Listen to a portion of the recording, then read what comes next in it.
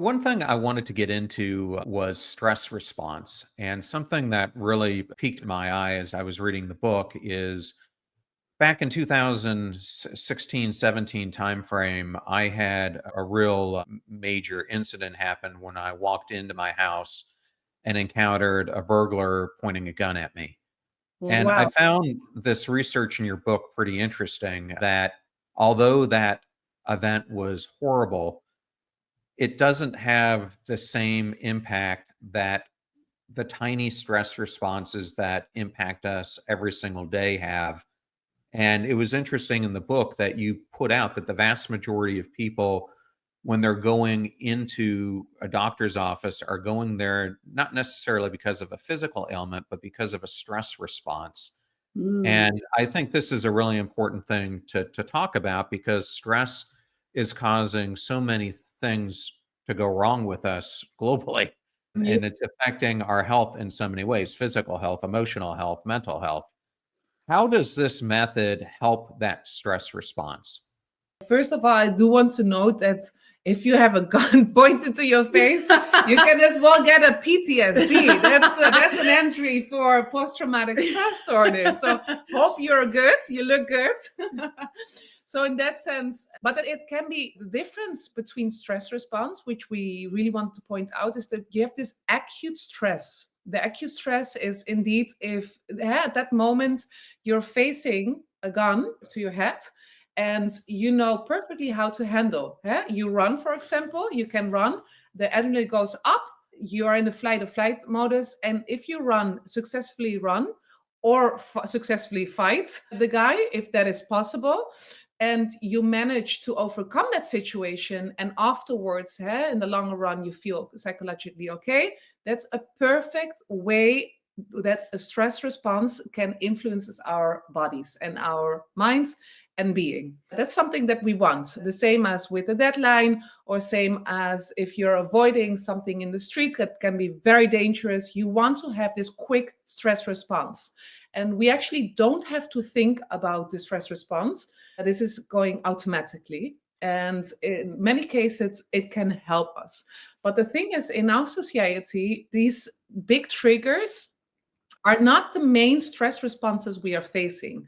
Actually, what now happens is that you have a lot of little stresses here and there. It's psychologically, it's physiological, it's from the environment. There are many things coming to our door, little stresses that eventually it can turn to long grade stress and lower grade stress. And this lower grade stress has an impact on our bodies. So in the beginning, your adrenaline, when something happens, your adrenaline goes up. And if the stress or the stressor in this case is not going away, then the adrenaline, another stress hormone, takes over, because adrenaline, cortisol is taking over, because cortisol is a more longer lingering response of the body. So cortisol for a week is okay, for 2 weeks is also okay, but if it turns to longer than months, like months or years, then that can lead to low grade inflammation. And your body's actually saying, hey, there is something happening outside. We have to be in an alarming state of being.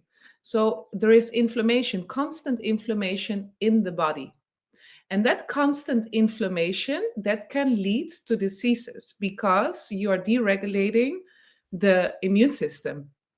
And this can lead to diseases as autoimmune diseases like a thyroid, for example, thyroid issues, but even as well, in our opinion, mental diseases, because your brain can't heal himself anymore. We are either in a restorative state or in a stress state. So stress is good if it's getting balanced with the restoration. If you're long term in a stress state, your body can't restore. And this eventually leads to deregulation.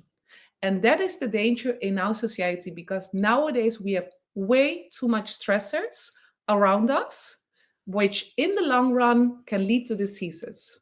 If you think about it, we wake up and we have this upsurge of cortisol, which really is an activating hormone, but it's also a stress hormone. And it goes up, and in a very healthy line of a day, it goes up when you wake up because you need to be active. You need to go out into the world, right? Meet your deadlines now, or facing a lion, or whatever what it is. And then it really, in a natural state, you go home, and then cortisol goes down, and then the melatonin goes up so that you can go to sleep. Nowadays, actually, we have a constant mode of little stressors all around. It's our phone, it's the boss that's sending you a late email in the night, and that creates stress in the night when you actually should be socializing, relaxing, metabolizing your food, and then going to bed. But with these constant stressors, this constant cortisol flooded in our bloodstream, yeah, that means that we're on high alert. We're running from a tiger the whole day long, even when we're in bed, and then we wake up again. And if that happens for a long time, these constant stressors, modern day stressors, that creates a lot of problems in the long run.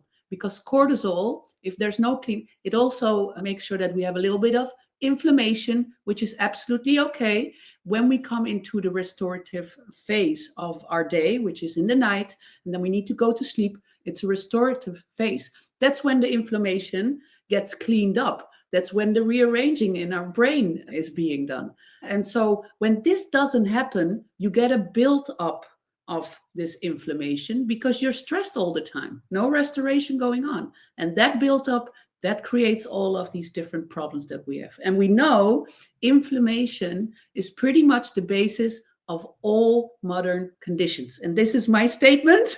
We had to look up, okay, where does it say? Well, there are a lot of physicians, and at least 95% of chronic conditions, for example, there are based on inflammation. But for me, it really comes down to inflammation. If we deal with that, and what is it? Just being in the restorative state of our body, which is our natural state of being. We shouldn't be in a stress state all of the time. That's not how our body has been built. We have been built to deal with short-term stressors and then to go home, relax, so that we kick in the restorative part of our bodies, our self-healing capabilities, so that we can, again, restore and deal with the next stressors coming in. And that's when we also build up some resilience. The resilience is being built up after the stressor. And it's even on cell level. This is why, for example, eustress, what we do with the Wim Hof method is eustress. So it's a short burst of stress. And that's actually how our bodies have been built. We like a little bit of stress, but then it has to stop. So we like to run from the tiger and then to hide from it, or we're being eaten. It's one of the two. But when we are hiding and then the tiger goes away, okay, everything calms down again. The system calms down. We can clean up the mess, the inflammation, but also on cell level, the cell understands, oh my God, what was that? Okay, for the next time, we need to be a little bit stronger.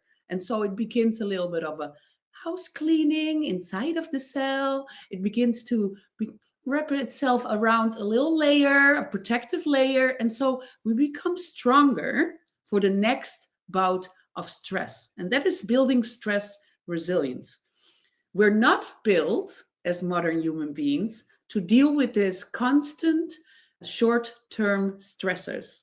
We're not built. Yeah, and this is why this method is so great as well as regulating stress. So at one hand, Laura said it very beautifully.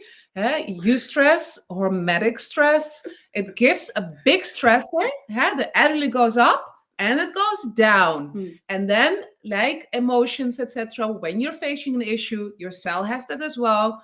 Afterward, it becomes more resilient. Okay, more resilient. So that is just one entry.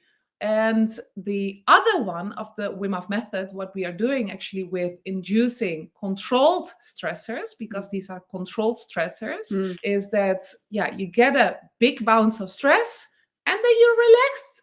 And then as well, what we have seen in research while doing the method, so that they put some people in fMRIs, they checked the brains, did some research, brain research, and then they saw actually that this endocannabinoids, the ECB1 receptors, endocannabinoid receptors 1, increased. And what it means, actually, these are widespread in the brain. 10% of the cells are, you have these receptors on the brain. When you have more of these cells, you actually are increasing your stress response, because these receptors, if you have more of these receptors, they act as a stress buffer.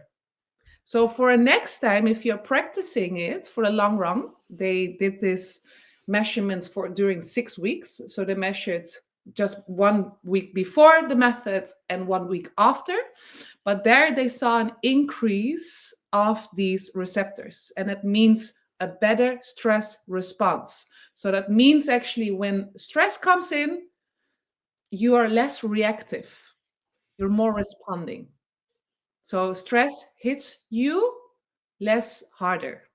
It's also the endocannabinoid system, opioid system. It's the same system that we actually also give a boost when we use painkillers.